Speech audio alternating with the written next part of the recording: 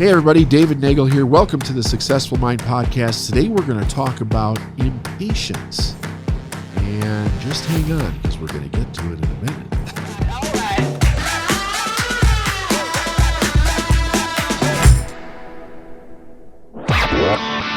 You're listening to the Successful Mind Podcast.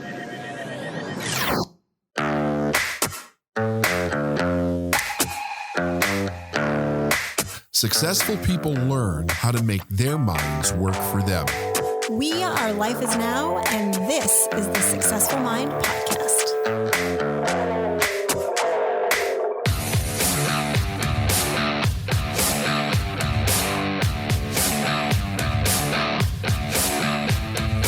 All right. So, Steph, I hear that you want to talk about being impatient.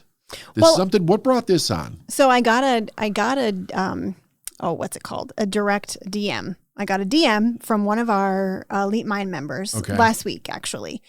And she reached out while you were teaching privately to me and said, "Hey, I'm really struggling with impatience. Do you have any resources?" And I was like, do I have any resources on impatience? And my question to her was, well, is the impatience based in fear? And there was this long pause, and she just responded with yes. So I sent her a couple of other questions, but it's not the first time that impatience has come up. I'm an impatient person. You're an impatient person. Yeah. And it's something that I know business owners struggle with, especially business owners that have a team. So I figured we could have a conversation about patience and impatience in business. I think it's a really interesting thing. And I was thinking about it from the moment that you said that you wanted to talk about it, because it's like, okay, so where does impatience come from? That's where my mind goes with everything. Oh yeah. What's the origin? Yeah, what's the origin of this? And I think that, I said a person's afraid they'll lose something. You said they might be afraid of not getting it at all. And I think that those two things are 100% right on. But it still makes me think that there's something else at the core, right? So a couple of weeks ago, we talked about attachment, right? We've talked about judgment. I think impatience has got to come from some form of an attachment to an idea or a thing or something in a person's mind. And in their mind, they've got to be creating some kind of a story or a consequence to not getting the thing that they're being impatient about. Wouldn't you think? I think so. I think it's like they just want to, it's like, come on already, hurry up already. Like, let's just get through this. And impatience is a terrible place to be. Yeah. It's a very uncomfortable place to be. It is. I know when I'm feeling impatient, it causes me to second guess my original decisions. So let's say we're leading up to a launch, and I'm getting impatient with the results coming in. So my mind like goes into, well, maybe I should have done this different, or maybe I should have done this different. Maybe we need to throw it, instead of just letting it be and sitting in it and just being patient. And I know we've had several of our clients have that experience too, where they do a launch of a product or a coaching program or a consulting program, and the results right away aren't great, and they want to like change everything. Yes. All of a sudden. And I'm always there just like, no, let it go. Just let it play out. We're gathering data. Let's just see what happens. And generally what happens is those sales come in pretty much close to the last minute, right? Because that's when the sense of urgency is the highest for people to buy. But their sense of impatience causes them to react, when if they would just be patient and stick with it, they would be in a much better place. Yeah. I grew up, the more I'm thinking about this, I grew up with a tremendous amount, and I did not have a good role model around this. And here's one of the reasons why. So at some point in my childhood, I asked my mother, why do we celebrate Christmas on Christmas Eve night and open presents when everybody else does it Christmas morning? And my mother said, because when I was a little girl, I couldn't wait till Christmas morning, and I would literally make myself sick with being impatient and anxiety about the next day. So her parents started letting her open her presents on Christmas Eve night. And it stayed that way as a tradition. So get this. So she's an adult now, right? Well, she's actually passed away now, but when she was an adult, she still practiced. She still celebrated her Christmas, and her husband's Christmas was on, well, whoever she was married to at the time, was Christmas Eve night, because it was going to be her way. But when me and my brother grew up and we got married and started having kids, well, you know how it is. Like one holiday you're at one in-laws, next holiday you're another one. You're young, you don't have Christmas Eve off. It's not a freaking holiday, yeah. Right? Many times we had to work and we couldn't be there. She would be livid over this, taking it personally, right? And literally make comments like, well, they should know better and let you have the night off and stuff like this. And we would think to ourselves, my God, like you're a grown-ass woman. Can you not see how illogical you're being around this? But she would work herself up into some kind of weird anticipation about everything. And then if it didn't happen, so here's the reason I'm telling you this story. Because the more I thought about that over the years, I was like, what is it about this? Having Christmas on Christmas Day made her feel out of control. But when she was able to control it and get people to move it to Christmas Eve, it made her feel in control. And I had never thought about that before as it relates to this topic. But I think, like if we're thinking to ourselves, because impatience is a really weird thing, right? You see people get really emotional about this. Yes. And I was telling you before we started the podcast, when I was a kid and I would get impatient, when I started to learn to be a patient person, I recognized that the feeling of impatience actually kind of felt gross. Like it's a weird set of emotions that you're going through. And I think that a lot of it has to do with that you're out of control. I think you just hit the nail on the head. Like it's control. You feel impatient because you can't control the situation. Yeah, something else is in control of it. You can't make something happen faster. Right. You can't make something happen different right away. Like it's all about you are feeling impatient because you're feeling out of control. Do you think I'm trying to think of every scenario I can think of right now in terms of patience. Me too. I'm not thinking of one that is not that. Well, think about business, right? All the different things in business. There's so much that's out of our control. We do everything that we can to be in control of the outcomes that we want. But a large part of that outcome has to do with the people that we're pursuing and relationships that we're developing, like so many other people, team members. There's a lot that's not in our control. And we both know that most business owners have a bit of control freak in them. Totally. Right? So track that back one step back. If it's being out of control, then the root of that is that it actually makes them feel unsafe to not be in control. So impatience brings up feelings of being unsafe. Right. Or being being unsecure. Right. Right. Yeah. So I'm feeling impatient because I'm feeling out of control. And when I feel out of control, I feel unsafe. And that's probably where like you said, the gross emotions are coming from. It's the root of it is actually a feeling of unsafety. Is that even a word? Like feeling.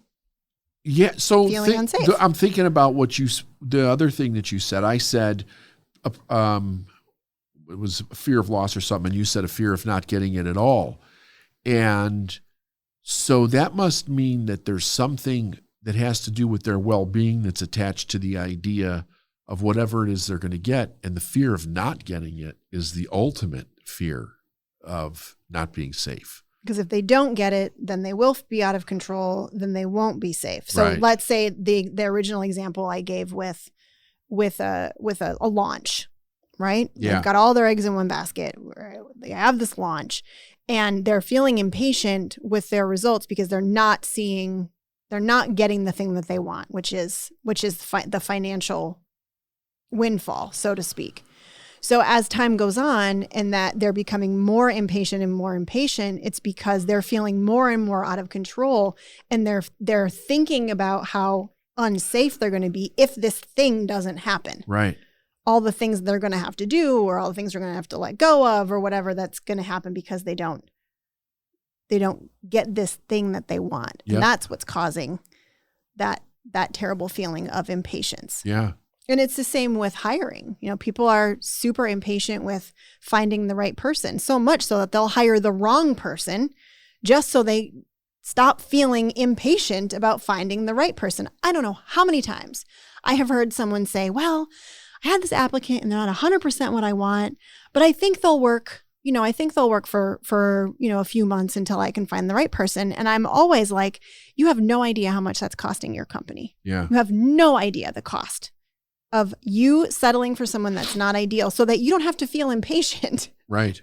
So you have a warm body in a seat that could possibly do harm, and then letting them go and then finding. I mean, it's just, they're creating a whole nother issue in their business because they're feeling impatient.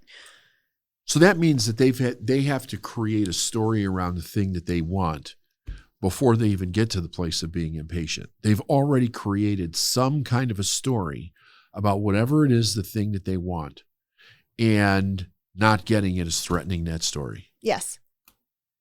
We see it in relationships too, right? I mean, how many times do we have conversations with, and this isn't even about business, this is, conversations with entrepreneurs who are looking for their person, who are looking for a relationship, an intimate relationship.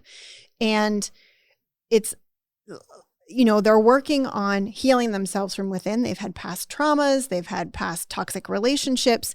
And instead of just being patient with themselves, allowing themselves time to get really clear on what they want, they jump right into another relationship. Oh, 100%. Because that impatience is painful. It's scary.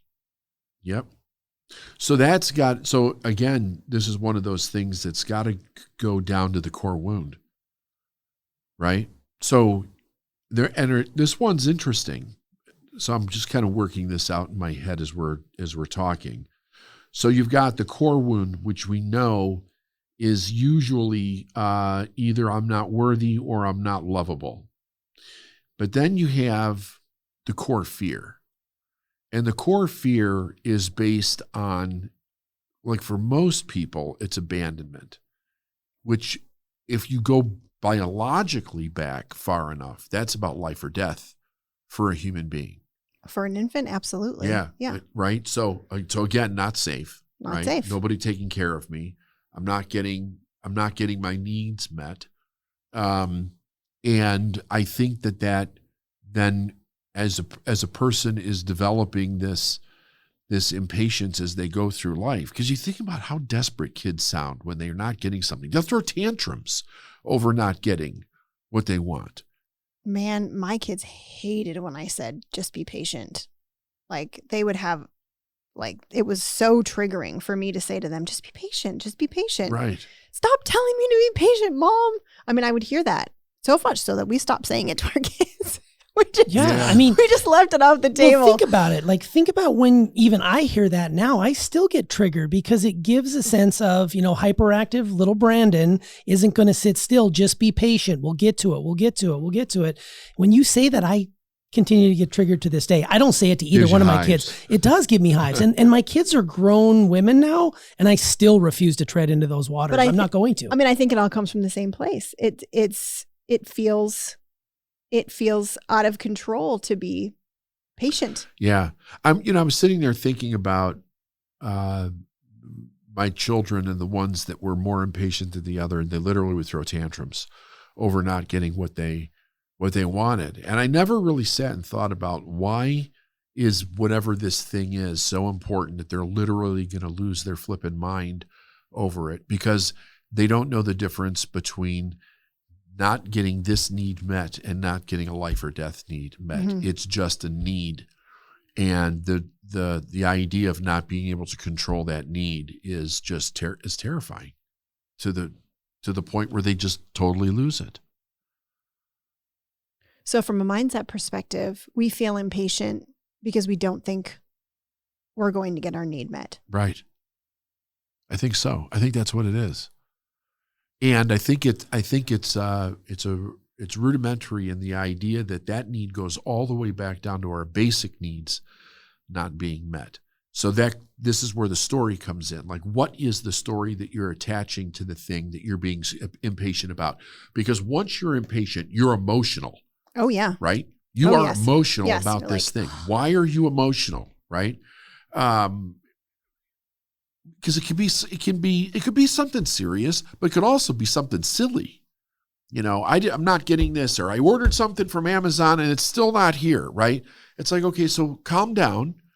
Right? Your tire deflator didn't show up on time. Like, what the hell is the problem? How did you know I ordered a tire deflator? Are you looking at my account?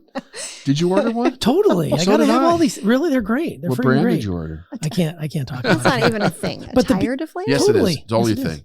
Oh my God. That's our Totally next thing. podcast. Come on now, you know this. Yeah. Squirrel. We just veered right. No, but it's somehow. true though. It's For people that go off road and people that are pulling trailers and stuff like that, sometimes you get a Gotta better let the air ride out. letting the Yeah, air out. Yeah, I do depending know that. on the So Gotcha. Wow, squirrel. But isn't it amazing though how like we get so wrapped up in wanting things now? Like we live in a now culture. Like if I can't get my stuff, I can get stuff mailed to me right now if I order it right now. I get it within a couple of hours. Nuts. If it doesn't come in a couple of hours, then I'm pissed. Yeah. That has changed a lot. I want it now. What do you mean I got to wait till tomorrow? Wait, why can't I get this between 6 and 10 p.m. tonight? Exactly. Right? Exactly. Here, I've got a question though. Can I ask, what's the positive spin on impatience? Like where is there ever a good time to be impatient? This has been driving me crazy. Yeah, this was a question I was going to ask too. So I'm glad that you mentioned this because I was like, okay, what's the flip of this? Like, when is patience not a good thing? Right? Which is about what you're asking, Yes, right? When yes. is impatience a good thing? When is patience not a good thing? I guess when it has a severe consequence. Or I've seen it when it becomes an excuse to not do something. Yes. Yeah, absolutely. I totally Right? Like agree with that.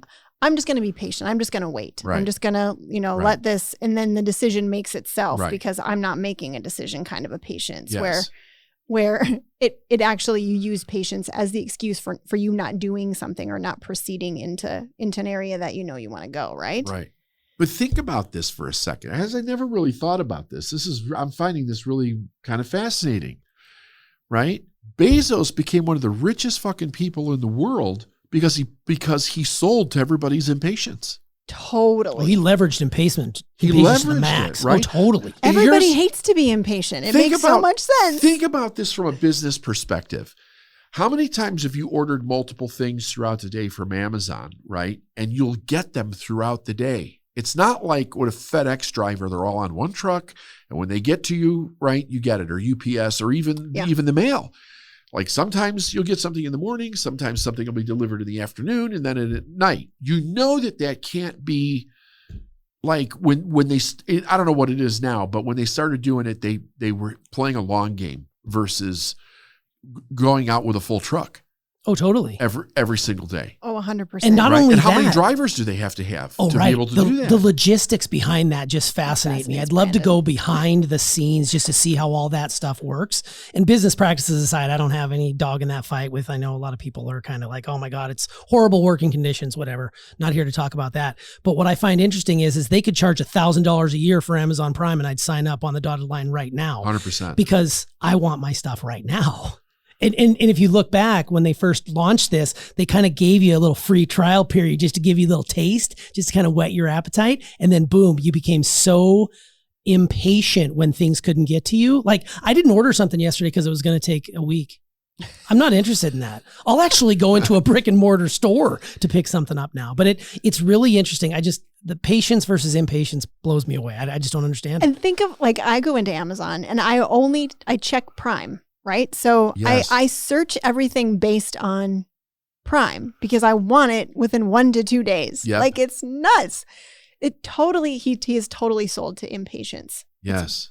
Pretty genius business. It's actually very interesting because I have watched people who are basically dollar conscious, right? They'll complain about gas prices, but they'll spend an extra $2.50 or $6 to get the item faster, and they don't need it fast. Correct. Right? It's so I think the thing that's fascinating me right now is just how emotional impatience is. I guess I never really thought about it enough to realize that to be something that emotional is got to go back to core wound shit. I mean, because something has to be like subconsciously threatened for us to be that crazed about something. And of course, like you guys have been saying, the world's been playing off this with us now for a long time. So we're getting programmed to be more and more and more impatient about everything. 100%. I mean, we are in an instant gratification. So, just think of how much it's changed since we were kids. I mean, and that wasn't, I mean, come on, I'm 48. You're a little older than I am. I won't divulge your age. 9 years.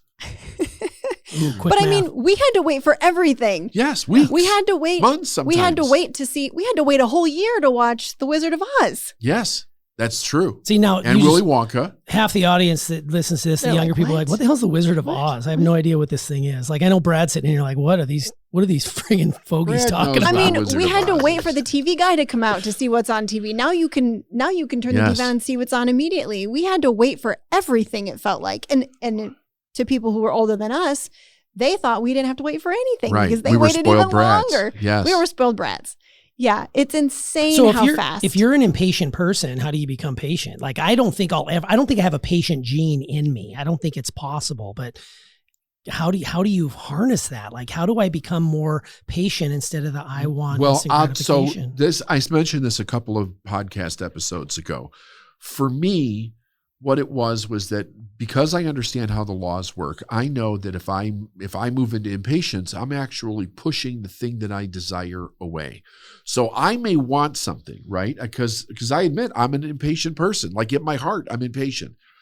But the moment that I see myself do that, I know it's going to take longer. It's kind of like when you have to get somebody somewhere really fast and all you run into is slow drivers every damn time. Why is that? Time, right? Because it's that, and then if you don't have anywhere to go, you make every freaking green light. Yes. Right. And it's 100%. Yeah. Oh my God. So I know that if you go into that crazed mentality, that it's going to take longer to show up. So it's kind of like, no, I'm not worrying about it. It'll show up. Now, if I have to have something be faster, so let's say sales, right? Like business, I will be more relentless about my activity. Yeah.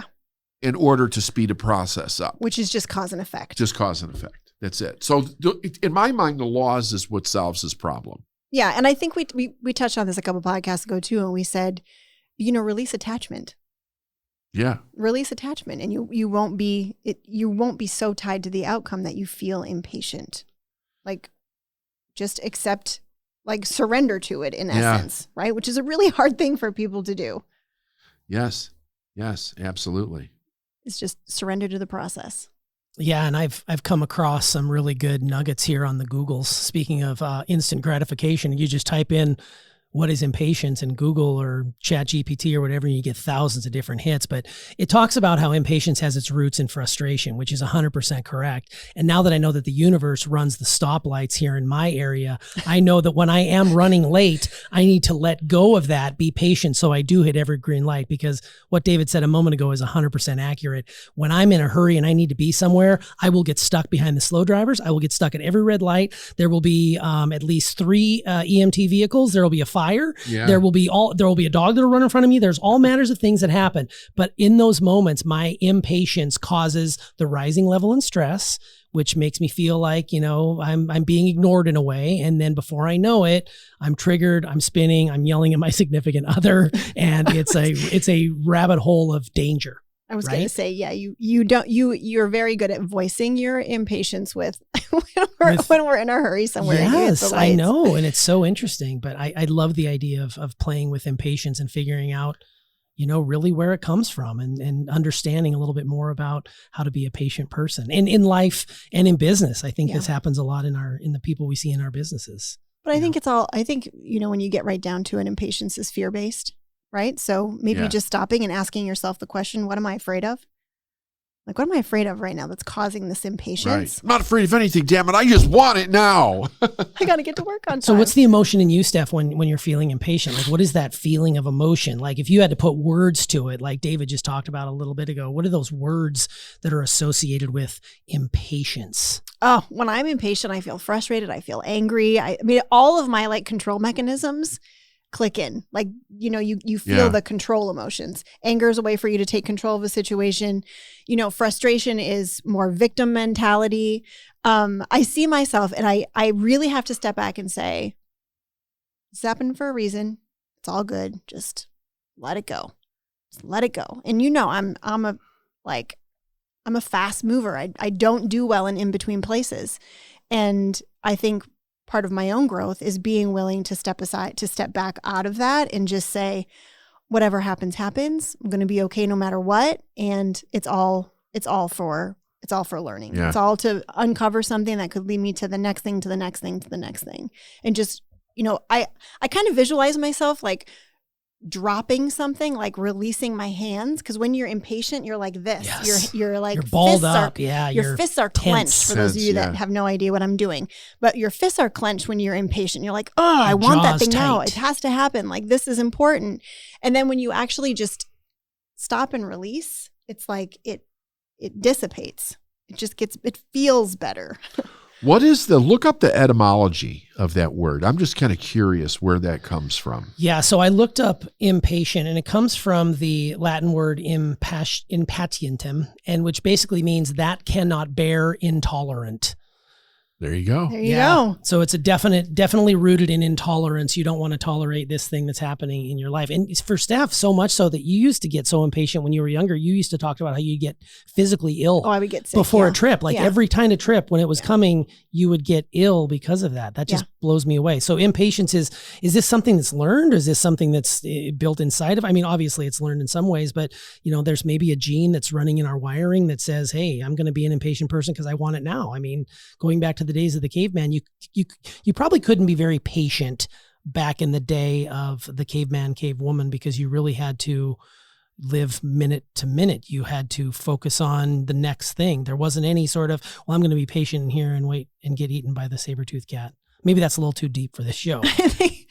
I think you might have dialed it too far back in history. Maybe I did. I just think that this is something I want to play with. I think I want to play with patience and also the positive sides of being impatient, because like you said, you can, there is some positivity that can come out of being an impatient person as long as you're willing to accept the consequences, right? Well, and here's the thing too, is it seems to me like society right now has like a clock that's ticking, right? Like, you only have so many weekends left in your life. You only have so many days. You only have so much. Like, there seems like you don't have an infinite life, right? Everything is finite. Right. And with the media, everything's also trying to kill you, whether it's aliens or a virus or a war or, lizard people, your next door neighbor. Like, there's something that's always trying to get you. So you have this I feel like sometimes like I'm running against the clock. Like, I need to do this. I need to do this. And that impatience comes through. You actually said that to me a few months ago. Yeah. And I had never heard you say that before. You said something like, I feel like there's not enough time. Yeah. Like, I'm running out of time. Yeah. You're running out of time. I'm like, what? That doesn't make any sense. And then you see, like, I saw this Instagram ad. I think I've talked to you about this before. And it's an actual poster that you put in your office that counts down the day until you're like 82 to show you how many days you have left to live. And it's supposed to be motivating. I think it's kind of sort of horrifying. There's a reason human beings don't know when they're going to die. Yes. Oh my gosh. Right? You'd become so focused on how many days you've got left. If you knew, it wouldn't be completely non-productive, I think, for most people. You'd ruminate on it 100% of the time. At least I would. I'm a ruminator to begin with. If you told me that I was going to go on such and such date, I would not live like I was dying, like Tim McGraw said. I'd be freaking the hell out. Yeah. I think it's the antithesis to staying present. Yes. So you're saying you want this countdown though in your office? That's a good idea. No, Hey, Mother's Day's coming up. Father's Day's coming up. Get yourself a countdown clock. Oh my God. I feel like I'm in an episode of 24 with Jack Bauer defusing a bomb right now. You know what though? I will choose not to do certain things, if they take too long. Right? Like I was looking at things like building out my truck in certain ways, and I was watching these people that are into overlanding, which seems really amazing. And some of these people spend years building out their rigs to be able to do this. And I think to myself, there's no fucking way. No. Like I want somebody to build it for me and have it done by Sunday. Yeah, right. So I go. I don't want to have to wait. I even hate long board games. You know those board games that people play, like Risk or something, that take like weeks to play? That is that's just why you like, hate Monopoly so much. Run for the hills. Like I like a quick, like, let's get on with it. I'm all about. That's why we play so many dominoes, right? Or cribbage. It's person. A boom, boom hit, quick hit, and you're out the door. God, I'm glad I didn't say bridge, because that would have said we are like old AF up in here if I said bridge. So wow. If you're feeling impatient, just ask yourself, what am I afraid of? Let's leave it there. Yeah, what am I afraid so. of? There's a What am I lesson in afraid there. of? There's a lesson in there somewhere. I think our listeners are probably impatient for the next episode to drop too. I have a sense or have a feeling that they get really impatient because we drop once a week. So It's just because they're sitting at a stoplight and they have someplace to go. That's true. That's true. Pedal to the metal. Let me tell you what. This was very good. Thank you, guys. All right.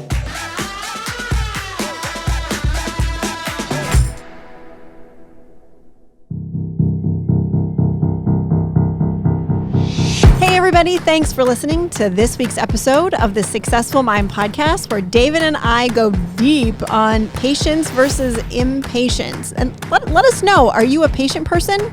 I envy you, I guess. Are you an impatient person? Let us know in the comments if this resonated with you and where in your life you can be patient or where you experience impatience.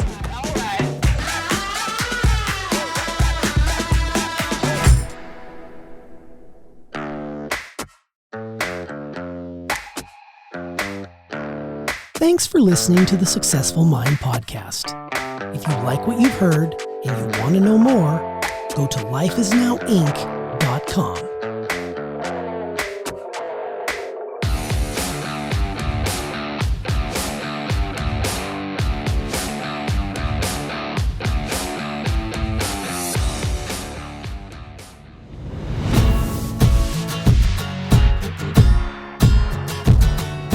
Hi, this is David Nagel. Imagine if you were 100% accountable to yourself every single day, nonstop, no excuses.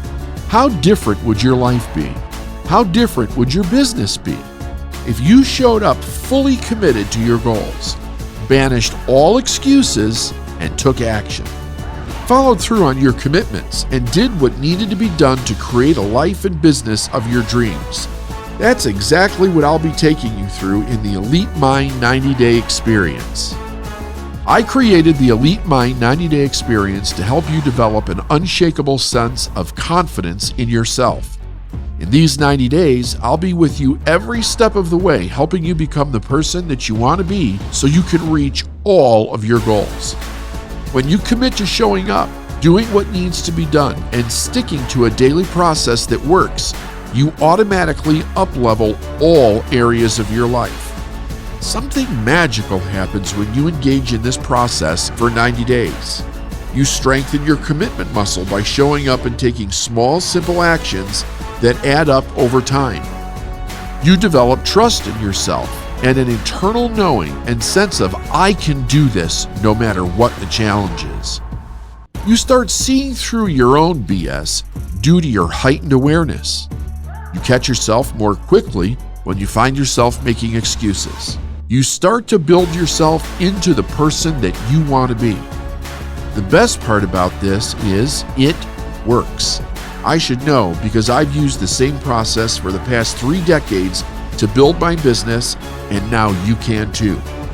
For more information on how you can join me in up-leveling your life and business, go to lifeisnowinc.com/elite. Again, that's lifeisnowinc.com/elite.